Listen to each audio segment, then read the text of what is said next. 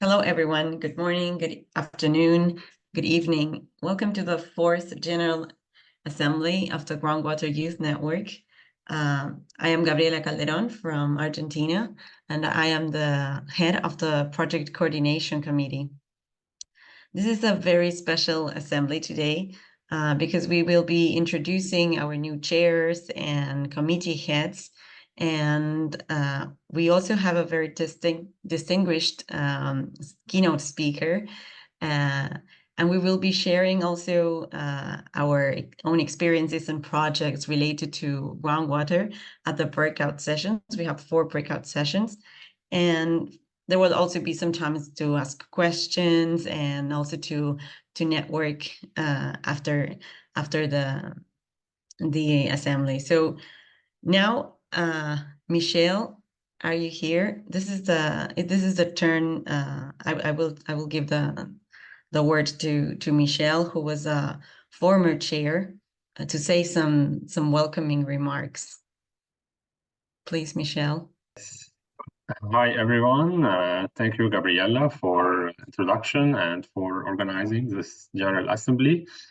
So also, I would like to thank Dr. Elizabeth, our keynote speaker, for joining us, and IGRAC, and we're looking forward to positive and more collaboration in the future with them.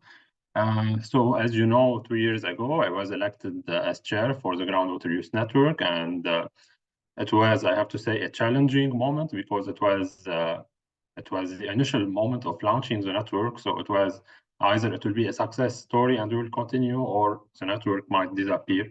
So I believe that with all the support from the members, the General Assembly, the previous steering committee members, the head of committees, my vice chair also, and the rapporteur and everyone, I guess that we're here today after 2 years and we're continuing. So I believe we did a good job, at least. So we built a good foundation for the network, and now we're starting building the floors above ground, let's say. And so I was impressed, to be honest, by what and the work that a group of volunteers could do in such a short period.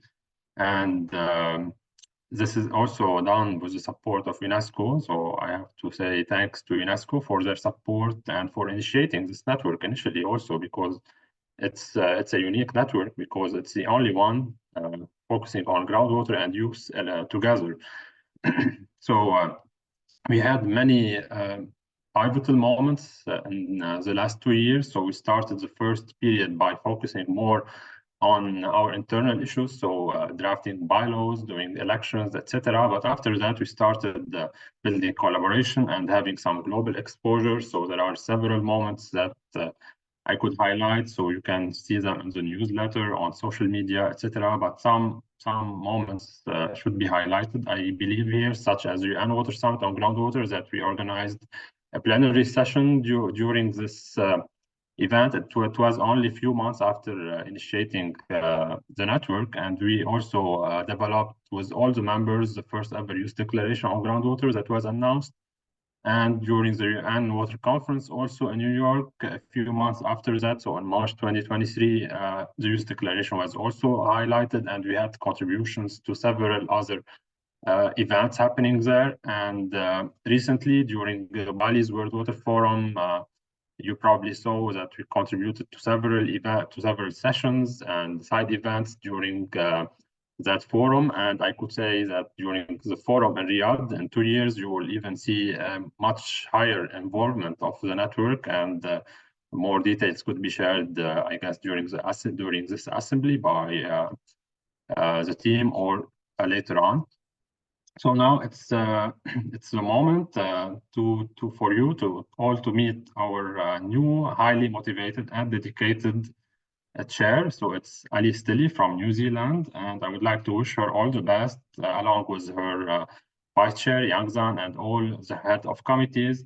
So I'm sure they will take the network to an even higher level in the next few years, and so I'm here to support, and I will be remaining with all of you, so you can reach out to me whenever you want on LinkedIn or whenever for any kind of advice or support needed. So now it's time to give the floor to Alice, and good luck. Thanks, Michelle. I'll just introduce myself briefly. Kia ora, welcome. Hi, my name is Alice Tilley. I'm calling in from New Zealand today. A bit about my background. I've done a Bachelor of Science here in New Zealand in Environmental Science and Geography, recently completing my Master's in Oxford in England in Water Science Policy and Management. I'm now working at a consultancy in New Zealand, working in surface and groundwater interactions and adaptation planning and water resilience. Thanks, Alice. Thank you very much, Alice and Michelle, for your kind words. It is an honor now to present Dr. Elisabeth Lixivu, who is the director of the International Groundwater Resources Assessment Center, IGRAC, since January 2022. She is a hydrogeologist with a PhD in water sciences and master in sustainable management and protection of water resources, and over 26 years of worldwide experience in different contexts, Latin America, Middle East, Southeast Asia, in the fields of research and international cooperation at local, national, and international levels. Her fields of expertise include groundwater in arid and semi-arid environments, groundwater-dependent ecosystems, groundwater management, heritage, and local and ancestral knowledge. She will be sharing her personal story with groundwater, and I would also like to highlight that this is the first time that we have a woman keynote speaker at the assembly. So thank you very much, Elisabeth. The floor is yours. Thank you very much, Gabriela. Good morning, good afternoon, good evening. It's a pleasure and also an honor to have been invited for this keynote, especially not sharing any scientific or technical information in groundwater, but something less usual. I have to prepare about my experience. So everything started with geology. Yeah, this is and my first choice to become a geologist, with a special maybe connection to Earth, because I'm from a family of farmers and I love mountaineering. But then, yeah, when I advance in my study, I say, okay, I need to do something which will connect me also to people. And yeah, when you are in geology, it's sometimes difficult to think how to do, and this led me directly to hydrogeology. So after a few years of work in a consultancy, I decided to go abroad. I'm French. I study in France, but I say, okay, here there is a lot of hydrogeologists. Maybe I will be more useful elsewhere. And I started a journey of almost 15 years first, where working in international development cooperation with NGOs, with European Commission, with UN, in particular UNICEF. However, gradually, my frustration regarding international development was growing, you know, and well, for many reasons that maybe you also have experience. But in particular, I was thinking that this development project should have a more scientific component and approach to improve the impact and sustainability, because at the end it's that, no, and why for? And this is where I was saying that it was maybe not very successfully in many cases. So I decided to come back to research, and I had an opportunity then in South America, in Chile, to work in a research center. And this is a second journey of 10 years, where I came back here to the more scientific and research work. And when I started this, and also when I did my PhD, because I did a very late PhD, I started working as a master and many years.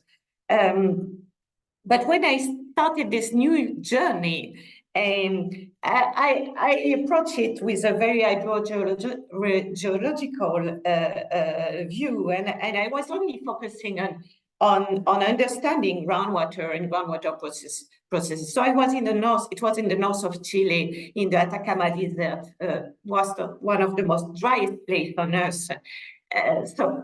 But with huge groundwater resources, no, and very interesting context, and I worked there for years. But at some points, I was exposed to the fact that our findings were not changing anything, no, and the stakeholders were not picking up the information that we are very happy to find, the limit of the aquifers, the recharge, and about the different information about groundwater that we could give. And the question from the stakeholders, from the authorities, from the people, from the politician was always the same, and was always very straight when they were doing this question, because they were always asking how much groundwater can you use? And this is the main question, the one with hydrogeologists always have been asked. And this is a so complex question. And then this is when I realized that if I continue like that, with this kind of approach, very, very narrow, only a hydrogeological approach, I will not achieve anything. And the north of Chile context is quite specific, not different, but where you have strong political, socioeconomic, especially strong economic and political interest. You have indigenous communities, small farmers, and so that was the kind of challenges. And this is when I say, okay, this is not, we have to change the approach. And then we have to take into account many more factors, not only groundwater, but the culture, the socioeconomic issues, the political issues, the different interests. So that's at the end, when I started working with indigenous communities, with farmers, with in the north of Chile, you have also big mining companies, which are main economic interest. And I started also working with ecologists, with biologists, with sociologists. And that was probably the most beautiful time, professionally and personally, when I learned as I never learned in other period of my life. So if I look back at hydrogeology as a science, in the last decades, I realized that with just the contrary happens. There was decades ago, from hydrogeologists, the push to make hydrogeology a science, no different from geology, different from hydrology, a new science. So basically making a new silos, a new scientific silos. And this is from my point of view now. Of course, it's easy to say it after. And I had always a professor that was saying me, you can never judge the action of the past with the eyes of today. But anyway, I see today that it was not that it was not the way to really address, especially today's challenges, no, and that you probably have heard a lot about that, about multidisciplinary, transdisciplinary, interdisciplinary approach. That doesn't mean that you have to know about everything. No, It's impossible. But we have to work with other scientific disciplines, and this is beautiful because with ecologists, with biologists, with sociologists, economists, and also not only with the scientific disciplines, but with the people on the ground, with the stakeholders, and this is how I think we can solve the problems in this case that we face with groundwater today. And the whole water cycle, no? And then also what I realized that hydrogeologists, we made often hydrogeology much more complex than what it is. And by experience, I can tell you that basic hydrogeology can be understood by everybody. And then you can make hydrogeologists in some small villages and people that then have the basic knowledge to understand what's going on underground. So so this is something that in my view we have to revert now, because if not, we will not solve any of today's challenge. And that we have to make hydrogeology accessible and understandable. And what I think that is important is that also when you are faced with a problem, a situation involving groundwater,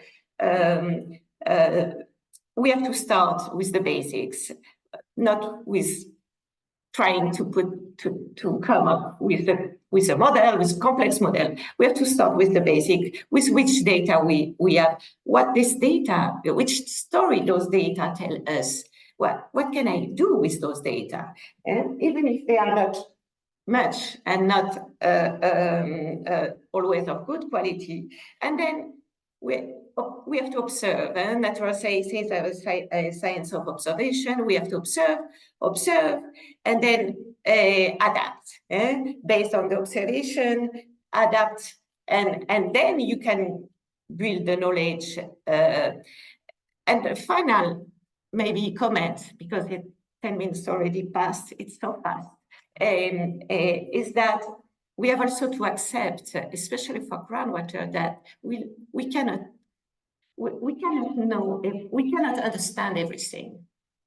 It's a complex and dynamic system, and more dynamics with today climate change and global changes. We have to accept the limit of what we can really understand, and that those limits, of course, we want the limits to the frontiers to be each time farther, but there will be always a part that we cannot understand, and we have to adapt with that and manage with that. So again, thank you very much, and I wish you success in your professional and personal life. Thank you. Thank you, Elizabeth. I really appreciate this comments and your personal story, and I do relate with that. I'm from Latin America, so I understand a lot of the things regarding politicians, authorities, and also the challenges that we face here. But I think most of them also happen in the rest of the world. So thank you for that, and also for bringing the importance of interdisciplinary and transdisciplinary approaches in groundwater management. This is not a hydrogeologist network, and that's why I'm here, because I'm also not a hydrogeologist.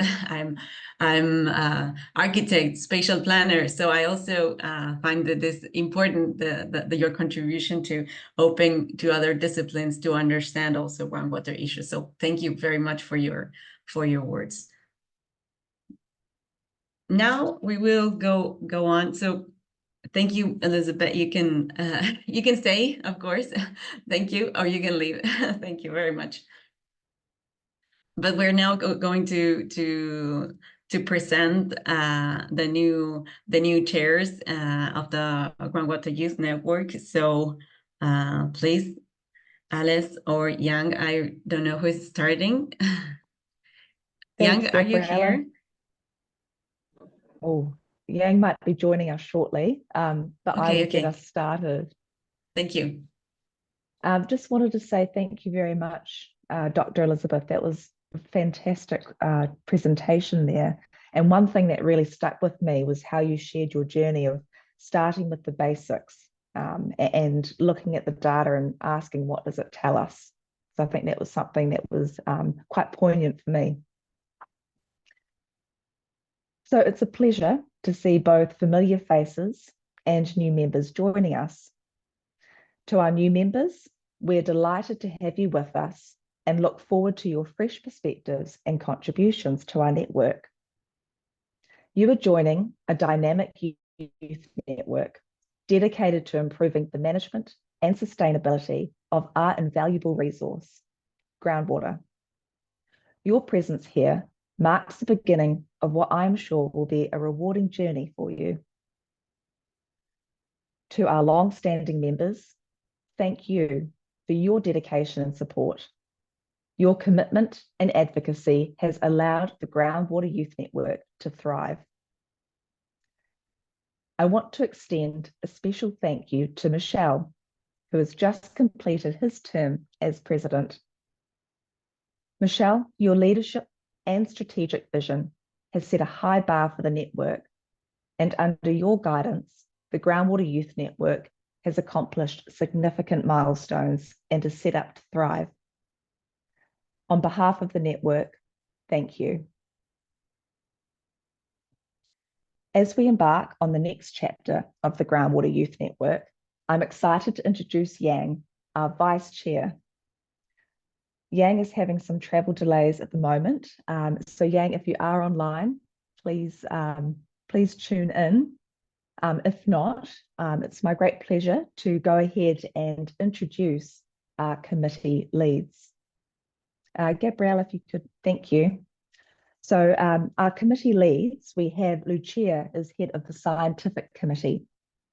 So Lucia is an environmental engineer specialized in water management and is working as an assistant at the Department of Water Management, Faculty of Geotechnical Engineering, University of Zagreb. I'd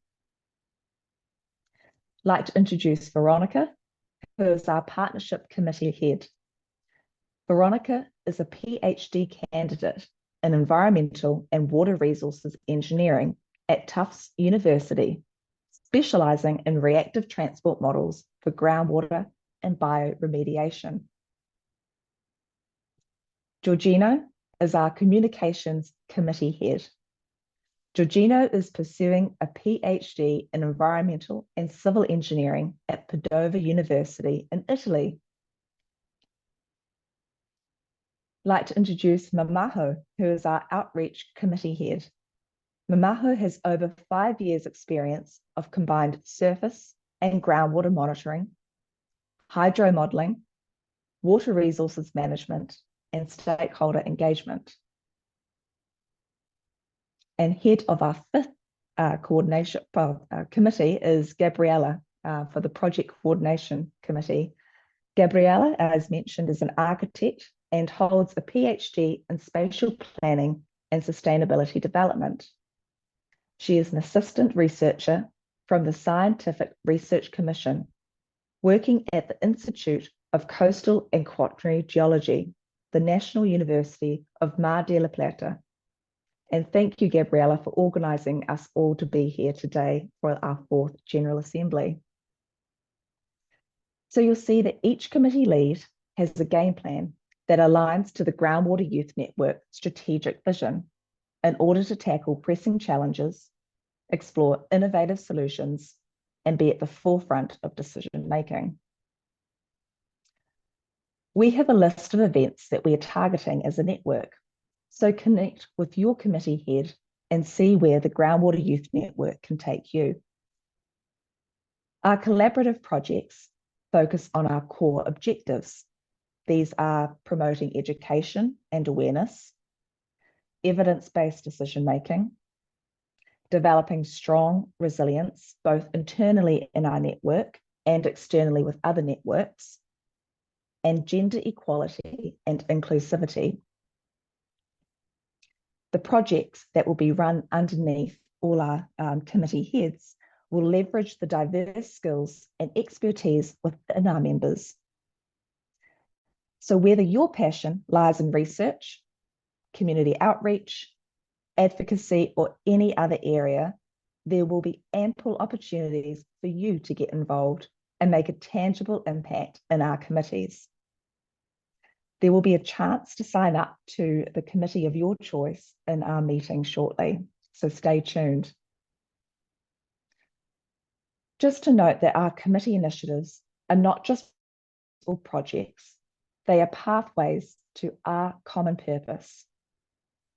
We must work together, support one another, and leverage our collective strengths. Our diversity is our greatest asset, and by coming together, we can accomplish what none of us could achieve alone. To our new members, I encourage you to dive in with enthusiasm. Use this youth network to grow personally and professionally on your groundwater journey. Your energy, ideas, and dedication are what will drive us forward. You have the power to bring about change, to inspire, and to lead. You have the ability to shape the future of the Groundwater Youth Network and make a lasting impact. So to our new members, welcome again. Your journey with us is just beginning, and we are excited to see the unique contributions that you will bring. To our long-standing members, again, thank you for your continued support and dedication.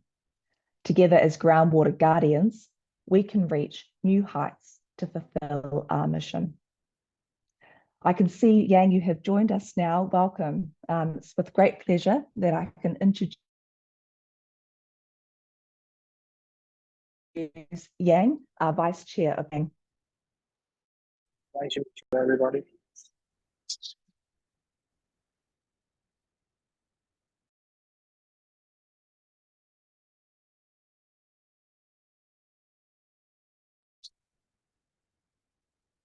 Hi, everybody. Can you hear me? Yes, Yeah, we so can hear sorry you. for the internet. I'm in the Starbucks and the internet is pretty poor. So sorry about that. Anyway, it is my first official meeting with all our members, and like to see you guys. And it was my pleasure for Michelle and all the previous committee heads to select me as the vice chair. I will be a great supporting our chair Alice to develop and make our network better. Thank you so much. Thank you very much, Alice and Yang, for this wonderful presentation. And yes, I hope you, if you're here and you're not a member of the network, please join. This is our social media networks and links, and you can join the network with this QR code. And we will go now to the breakout sessions.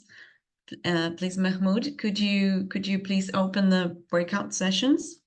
We will have 4 parallel sessions on the following topics: groundwater quality and vulnerability.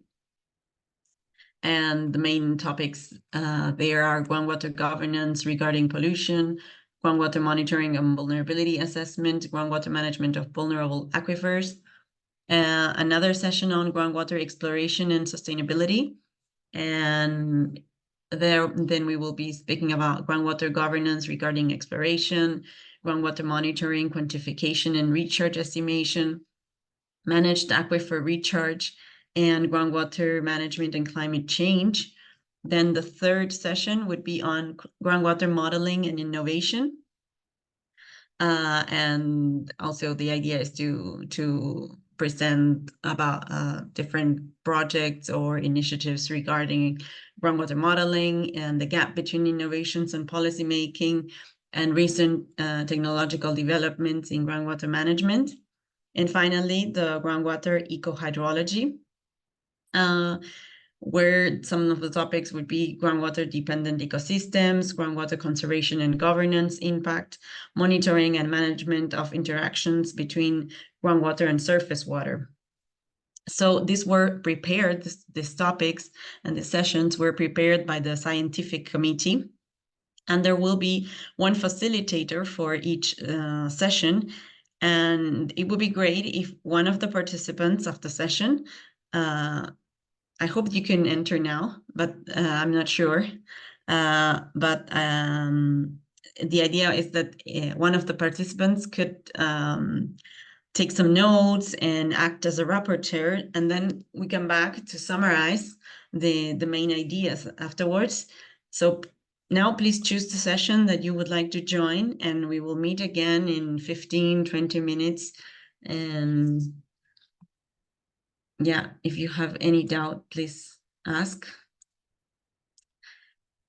Since I am sharing the screen, I'm not sure if you're yes, able Gabriela, to join. now all rooms has been opened, and all what you need to do is to click on the breakout rooms, join your preferred room, and the rooms will be open for 18 minutes. Once the timer is up, you will be returned back to this main room. So see you in 18 minutes.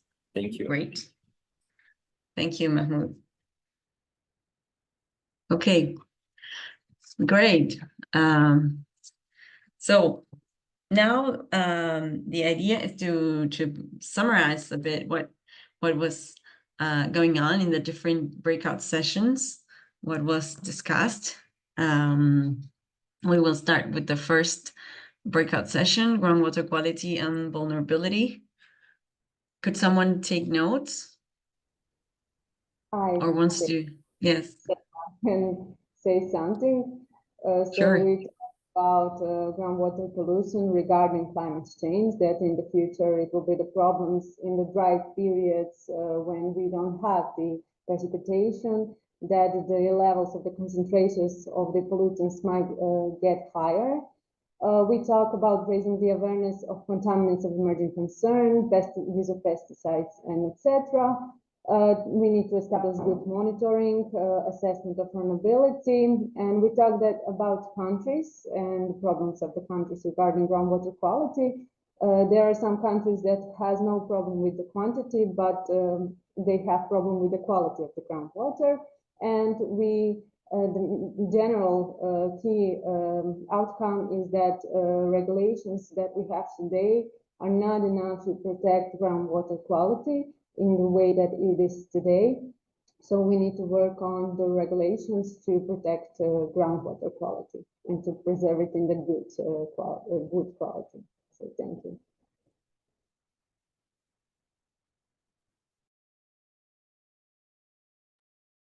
Thanks, Lucia. If anyone else from the session wants to say something, to add something, please feel free. We do have time. So if anyone couldn't say anything or was interrupted, please go ahead, and you can have time to, we can have time to speak a little more about these topics. Thank you, Lucia. Anyone from the first breakout session wants to add something else? Okay, so we go to the next session, which was groundwater exploration and sustainability. I think this was led by Paulo Colombo, who is also part of the scientific committee. He's deputy head of the scientific committee. Paulo, could someone take notes and wants to share their thoughts or ideas? Yes. Ellen took some notes, so if Ellen wants to share. Great, thanks.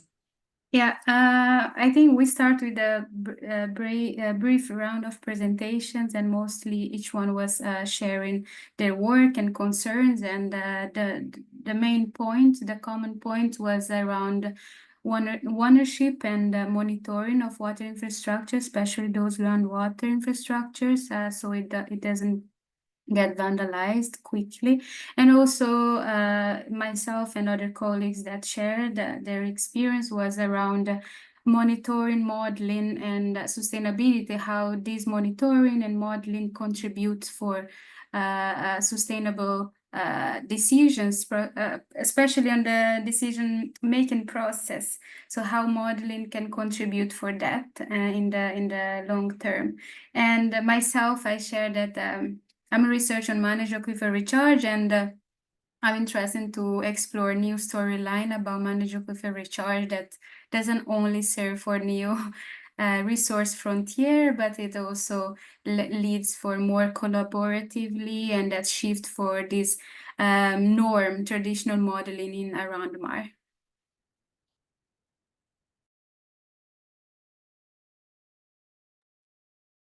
Great. Thank you. Thank you, Helen. Anyone else from this session wants to add anything else? Sorry. Yes. Oh, sorry.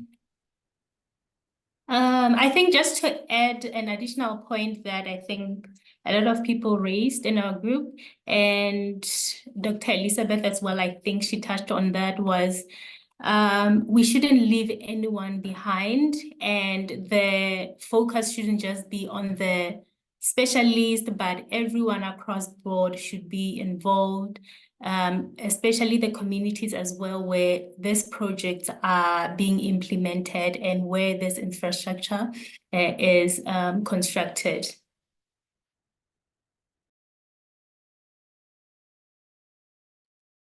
Sure. Thank you. Yes. I just want to add a little bit thing about the MAR. So we can see that we see a lot of, I think, the really good application in the developed country about MAR. In the European countries, we see a lot of good application.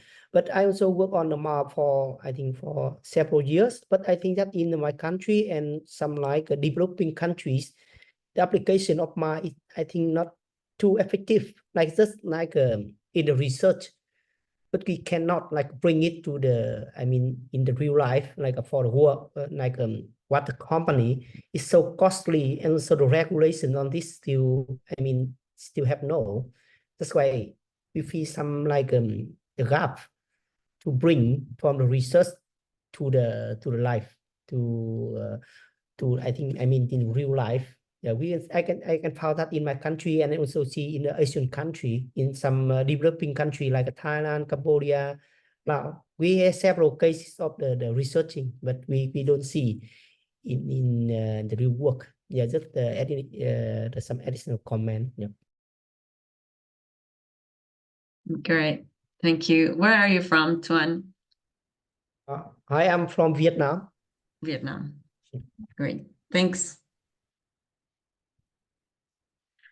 And now we go to the third breakout session, groundwater modeling and innovation. I think Alice and Yang were facilitating this breakout session. Did anyone take notes? Yes, I did. Great. Actually, yeah, as you said, this session was led by both Alice and Jan.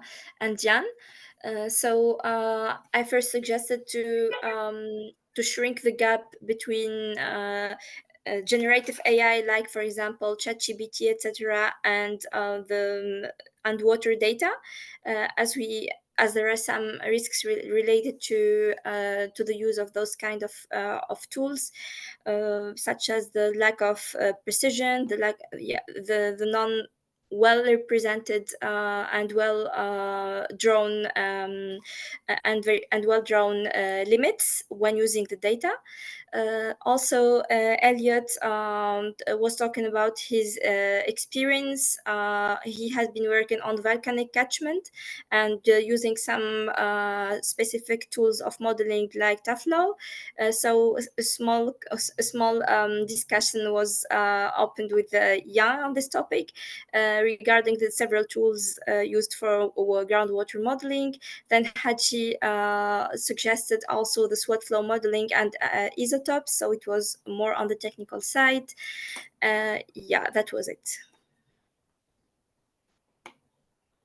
Maybe I can add that Haji also suggested to reach that the recharge potential of the groundwater is to be determined by law. This is important, an important one when it comes to regulations.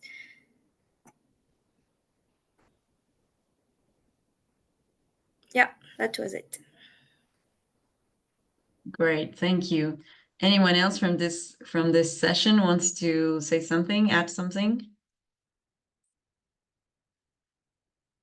There were a lot of participants at this session. Great. And then for the last session, the groundwater eco-hydrology, I think Veronica was leading. Yeah, but Bob sent me took notes. Yeah, I think Bob will share what we discussed. Great. All right. Yeah, so basically our sharing as was revolved, I think the main thing that were highlighted were the importance to restore water-dependent ecosystems as natural as they were.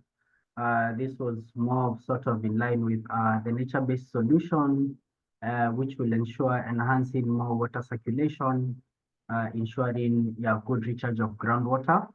And also another key things that was also highlighted in some of the challenges from some of the members that were with us was that the overexploitation of groundwater, which is a key challenge. And one of the issues that also highlighted why this has been a bit tough to control, especially in some of the developing world, is the lack of capacity. So yeah, the balance of growing demand of water for different sectors versus the sustainable use of these available finite groundwater resources. There was also a highlight of how the effect of climate, the change in climate, that is in terms of floods and droughts, how they are affecting groundwater, how they are affecting economy, how they are affecting also the demand of water. So that's what's largely what our discussion went on. Thank you.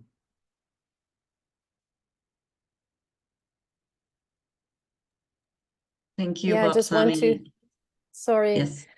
I want to add that Madhukar was sharing a very interesting example in India, in that he can also send the link of the project here if he wants, just so everyone can have a little bit more of what we discussed on the groundwater dependent ecosystems.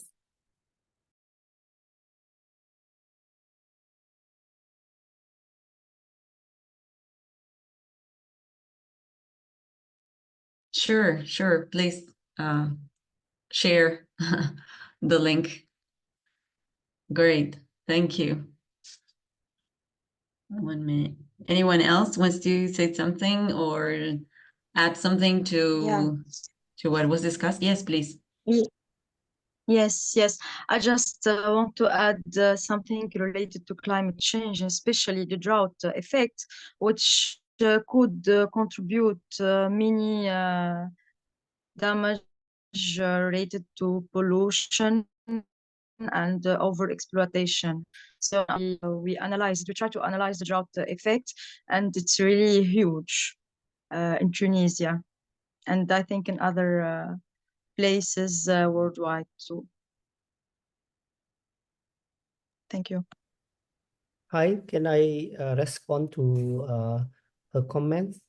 Yes. So we can find that the same in the Mekong Delta, Vietnam. So during the drought time, that is in the combination with the saline intrusion in surface water. So in the coastal area, the people face very big challenges with the drinking water during the drought time, maybe in the March and April, and even in this year, we have to pump the water from the monitoring well, groundwater monitoring well, to survive in some certain times. So we can feel that in Vietnam the drought is not like we don't have the water, but the water is a salinity. So it's also one case study in the yeah. I think maybe the same in your point. Yep. Thank you. Yes, yes, salinization Hi, Gabriela, of can the I say something? Yes, sure. Hi, Gabriela, can I say something?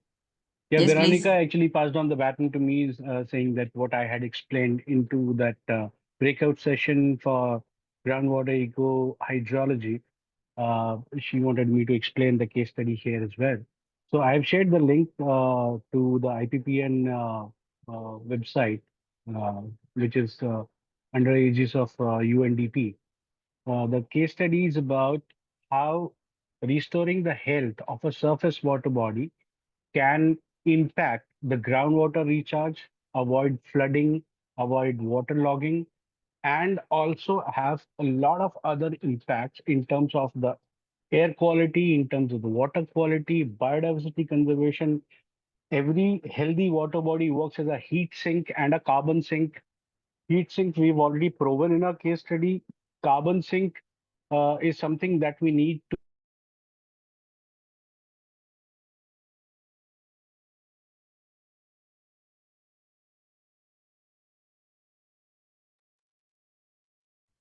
I cannot hear you. Is it me or No, we lost his audio. Yeah. we lost We him? don't hear neither. Okay. Thank you, Madhukar. I think we will check the link if you shared it here. I cannot see the chat He now. did. Yeah, he did share it. Great. So we will just so thank you everyone for taking the time, speaking about their own experiences and projects in their own countries. It's just very interesting to listen to all the challenges across the globe. So thank you very much. I will just want to remind you that we also have within our network a team of regional leaders from the 5 regions: Latin America and the Caribbean, Europe and North America, Arab states, Africa, Asia and Pacific. And we are trying to this team of regional leaders works in relation to the project coordination committee. So we will be working together, and the idea is to the role of the regional leaders is to promote the engagement of members from the region and also to help coordinate regional projects together with the project coordination committee, of course. So if you're interested, please, this is the link to fill the form, not only for the regional leaders, but also to be part of any committee that you know which committees exist now and what do they do. So if you want to be involved in any committee, please fill this form too. If you're not interested in the regional leaders position, it's fine. You can just put no, and just to try to engage more within the committees. And if you're interested in more than one committee, also feel free to apply to more than one. So you will be contacted by the committee heads to start working together in different projects. And I hope that these sessions today can lead also to new working groups within the Groundwater Youth Network. We do have 2 or 3 working groups, or a bit more maybe, but at least I can remember 3 important working groups now within the scientific committee. That's the monitoring working group, which prepared a monitoring report, which was presented recently. Then we have a governance working group, and also webinar working groups. So also, if you're interested in taking part of the webinar as a speaker, you can also join that webinar, that committee or that working group. Sorry, Alice, do you want to say something? Yeah, thanks, Gabrielle. Just had a question in the chat. Gazi has asked, when is the deadline to apply for the regional positions? maybe in 2 weeks or something like that. I didn't think about this. It's a good question, Cassie. Thank you. Yeah, maybe we'll leave this for 2 weeks and then we start organizing the groups. There won't be a lot of regional leaders, just 2 or 3 per region. So if you were already a regional leader from the past years, you can apply again. I would consider that, of course, if you want to continue. But yes, I would say 2 weeks. Thanks for the question. And so here's the link to, however you will receive this PowerPoint presentation and with all the links and the QR codes and everything. Just a question. I Yes. want to understand what is a simple bio to add in the link. There is add a simple bio.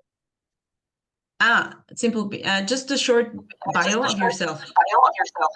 Biography. Okay, I understand. Bibliography. You mean bibliography. Okay. Thank you so much.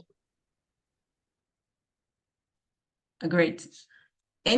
So now we have the questions and answers, because maybe you do have questions, I don't know, regarding the committees or the working groups or whatever. So feel free to intervene and ask.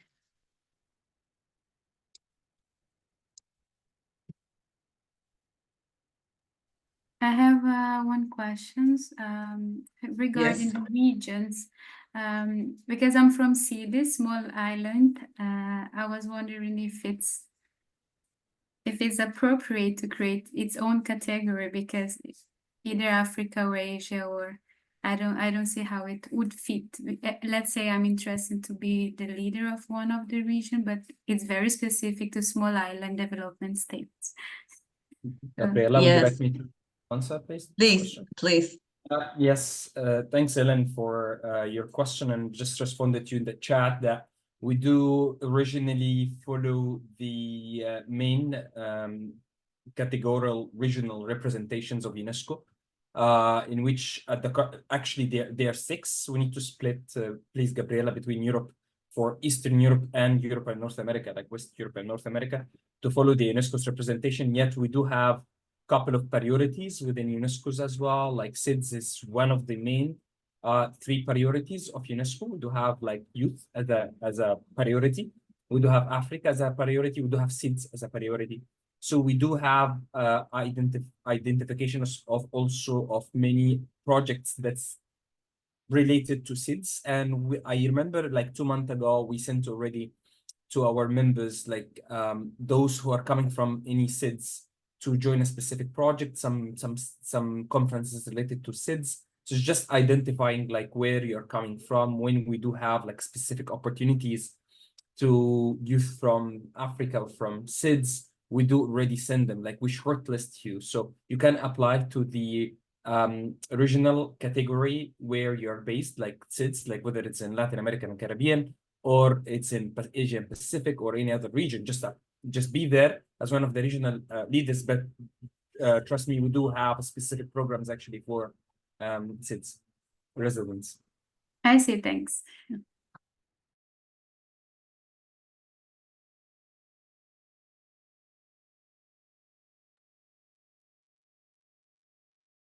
Marwa, would you like to ask something?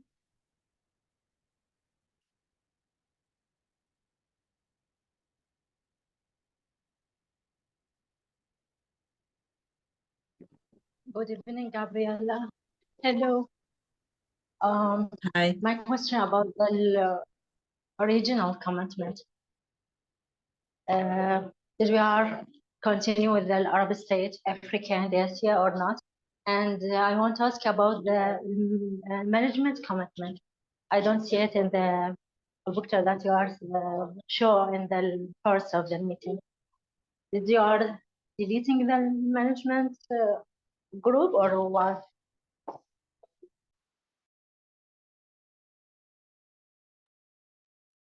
Sorry, I didn't get the question well.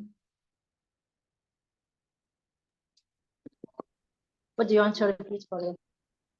But my first question or second question? Sorry, I was distracted by reading the chat. I'm so sorry. Could you please ask again, or someone can answer maybe? I'm sorry. Okay. My Go first ahead. question. Are you? We are continue on the regional commitment as the Arab leaders, Africa, Asia, and South America or not? My second question, the management commitment by Paulo and Montasser and me. I don't see the head of the management commitment in the picture, in the first of meeting that you are, show it. Are you deleting this commitment or what? Marwa, maybe I would try to answer this question. Like, if I'm again repeating your question, you mean the management committee? I think if you mean the management committee, I think it falls within the project coordination committee, because we do not have management committee at the moment.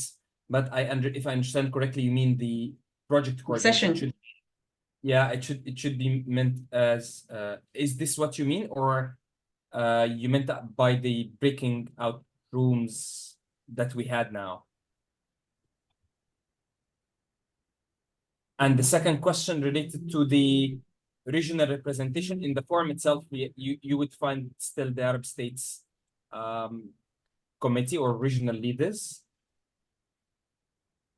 Yes. Yes.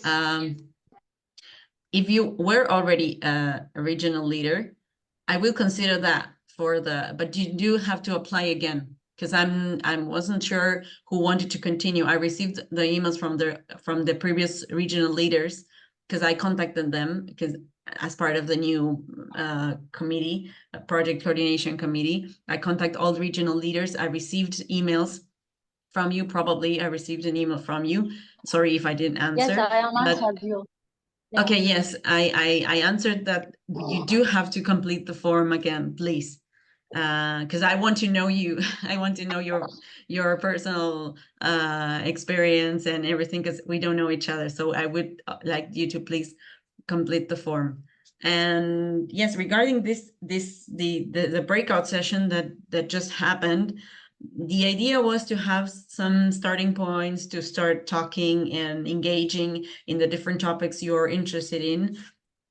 It's not that it's going to be erased, but it's not a working group yet. If you mean that maybe within the scientific committee, you can start working on a groundwater management working group if you're interested. As I said, we do have 3 working groups. And regarding the webinar, if someone is asking, please contact Georgia Williams or contact me. I will leave my email here. I was previously deputy head of the scientific committee, so I am still part of the webinar series working group. So is that clear, Marwa? Did we answer your question? Yes, thank you. But can you send the form for me in my email? Sorry, Gabriel. Sorry, I couldn't hear that. Can you resend the form for the original reading for my email to complete it for you? The form, The I think audio the is form very. in the chat. We can resend it in the chat right now. Oh, here is I'm screening the form here, and the QR code is the same. The QR code, it leads to this link. We can share the link, obviously. Ah, thank you so much. Oh, here it is. Thanks, Mahmoud. Gabrielle, I Great. think there's an important question here. What are the key responsibilities for the regional representatives? Can you answer that one?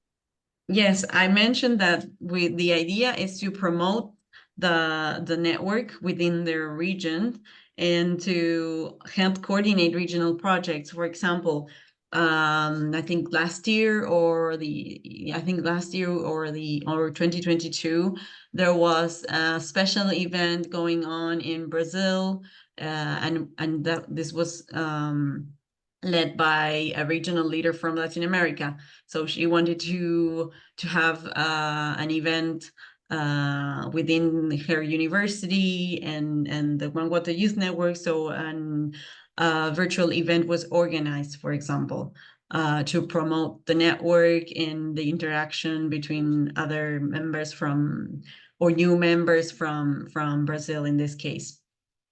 If you know that there's I don't know, maybe soon there's an African conference regarding groundwater, and you would like to be involved, and you would like to have a session to promote the network, then we can try to working on that. For example, we do have now, we're working on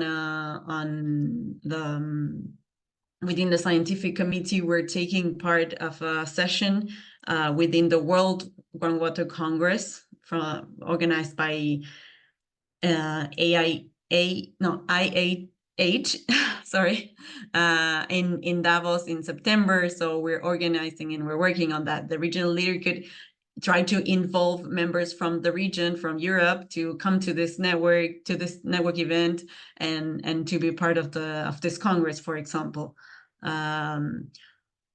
I don't know, or maybe from the Arab states can start organizing and taking part in the organization of the next World Water Forum that we are planning to attend. So that's what a regional leader should do, try to engage members from the region. Yes. And just a note on that too, Gabriella, yes, please. is that through regional leaders, we do want to work on local activities, so building from the ground up through those regional leader dialogues. So if there are local events or communities that you would like to work in, that's quite a key aspect too, and we feed that through our different committees, so feeding that through our project coordination, outreach, as well as our scientific committee, so it can be what you want it to be.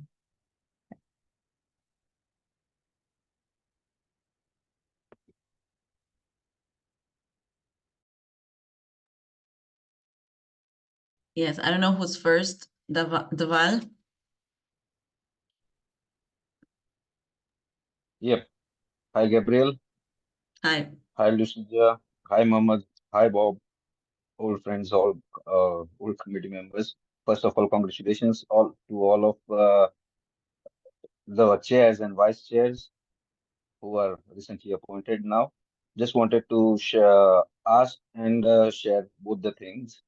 For Lucia and Gabriel, as the part of scientific committee, we were working on some global report on groundwater quality and conditions. I think we will continue that in this new year also.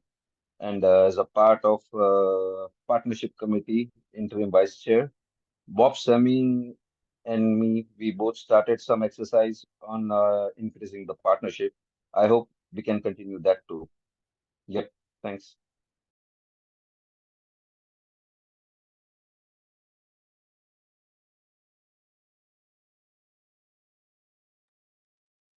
Thank you, Deval. Yes, I hope you can continue the work. Bob Sami is also part of the partnership committee. He continues being part of the partnership committee. I think he's a deputy head also of the committee. So we will still work together. Thanks. Ghazi? Yeah, thank you, Gabriela, and thank you everyone for this informative session. I just had a question. Actually, thank you for answering my first question about the responsibilities of the regional representatives. I like the perspective of flexibility of the task based on the passion. So my second question regarding Africa, I saw you have like 5 representatives for different parts of Africa. Can you mention the different parts of Africa? Because, you know, like in terms of North Africa, there are also Arab countries. So is it part of the responsibilities for those Arab states? Because you have been here on Saudi Arabia, which is part of Asia, but Africa also has Arab countries. So can you mention just the different regions? For me, I work as a regional watch consultant in North and East Africa. So North Africa, they have Arab countries, and I speak Arabic, and East Africa, I have also worked with different parts, also like speaking Swahili and other countries. So I think this might consider 2 regions. So just can you share the different regions in Africa? Gabriela, let me also take this question if you don't mind, because Please. I think it's Please. related to the representation of UNESCO itself. And indeed, Ghazi, nice to see you as well here. But your question is very valid, and we are always having this question within UNESCO itself, whether Arab states in Africa to be considered within the Arab states region or the African region. And actually, they can be both. Similarly to the East Asia, like in Arab countries, it's also both. So feel free to apply to whichever region that you would feel more comfortable working with.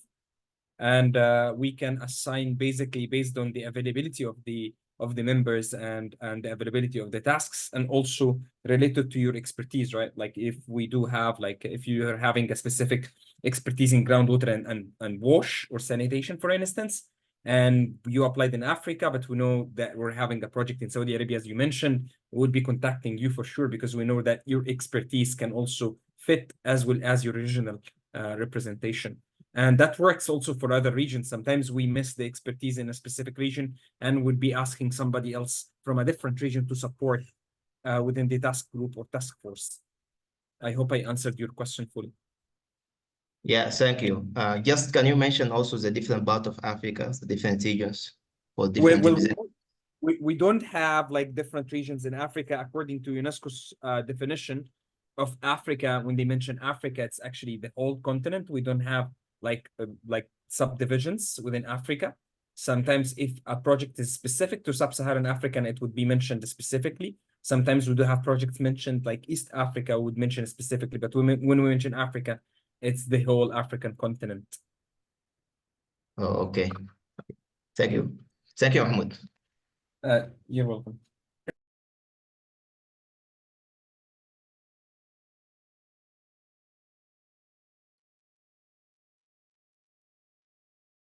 Thank you. Anyone else has a question? Maybe in the chat there are some questions. Esther said, please, was my previous question answered? If there's a regional committee in Ghana, no, it's part of the African region. Anyone else has any other question, or then we can just, I think we can take the picture and yeah, and then we have a networking session that it will be open and you can stay or you can leave, whatever you want. Mahmoud, could you take the picture, or we have like 2 pages, I think, or I don't know how this is going to work. Okay, let me take it for you. And open your camera. Yeah, open your cameras, please. I'm gonna count in 3, and I'm gonna take you 3 too, Mahmoud. Yes. 3, 2, 1.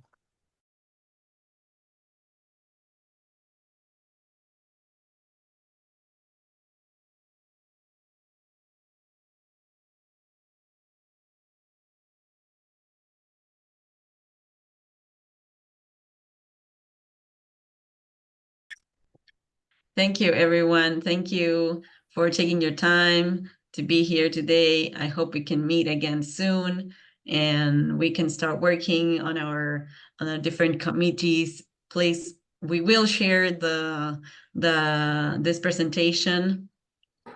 I updated the Linktree website, so if you go there, you can see previous presentations, the 3 presentations from the previous assemblies. So you can also check previous presentations. And yes, I hope we can work together soon and meet, of course, someday.